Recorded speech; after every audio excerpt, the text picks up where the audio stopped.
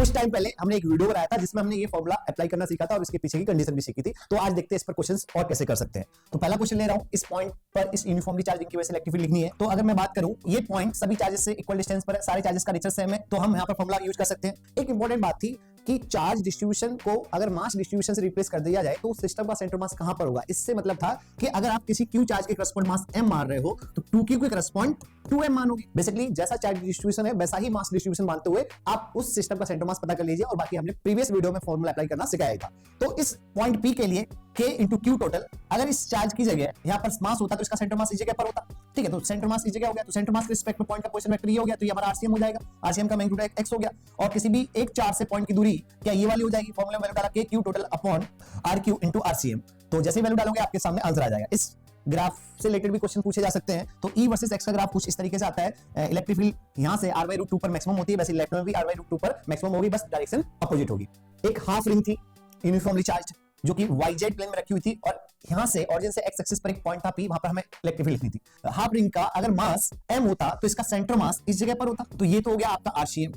अब फिर centre mass के रिस्पेक्ट में हम डिफाइन करते थे उस पॉइंट का पोजीशन वेक्टर, तो ये आ गया। तो इसका मैंने फोटो यहां पर बना रखा है क्योंकि इसका सेंटर मास z एक्सिस पर आया, और सेंटर मास के रिस्पेक्ट में पॉइंट P का जो पोजीशन वेक्टर होगा वो RCM वेक्टर हो गया। इसका मतलब सारा चार्ज पॉजिटिव है, तो इसी डायरेक्शन में हमारी इलेक्ट्रिक फील्ड आएगी। कितनी आएगी? K into Q total into mod of RCM upon RQ। Mod of RCM आपने निकाल लिया होगा यहां से, ठीक है, और RQ की वैल्यू तो किसी भी एक चार्ज की उस पॉइंट से दूरी हो जाएगी आपकी √r² प्लस x²। फॉर्मूले में वैल्यू डालिए, y एक्सिस पर q -8q और -8q, ये चार्जेस रखे हुए थे, ये डिस्टेंस भी गिवन थी। आपसे बोला गया P पॉइंट पर इलेक्ट्रिक फील्ड अगर 0 है तो बताइए इस x की पॉसिबल वैल्यूज क्या होंगी। ये तो पॉजिटिव चार्जेस है और ये नेगेटिव है, तो क्या हम पॉजिटिव के लिए एक साथ फॉर्मूला लगा सकते हैं और नेगेटिव के लिए एक साथ लगा सकते हैं। तो मैंने यही किया, मैंने कहा इन दोनों पॉजिटिव चार्जेस की वजह से जो यहाँ पर इलेक्ट्रिक फील्ड आएगी, ठीक है, वो E1 मान ली, और इन दोनों नेगेटिव की वजह से जो आएगी वो E2 मान ली। तो दोनों पॉजिटिव चार्जेस क्या, अगर यहाँ पर QQ की जगह मास होते तो उनका सेंटर मास यहाँ पर आता, तो इन दोनों के सिस्टम की वजह से सेंटर मास यहाँ आएगा, तो RCM ये डिफाइन करते, और पॉजिटिव चार्जेस हैं तो RCM के पहले इलेक्ट्रिक फील्ड आएगी। कितनी आएगी? K into Q total mod of RCM that is x upon किसी भी एक चार्ज से दूरी का cube that is x² plus a²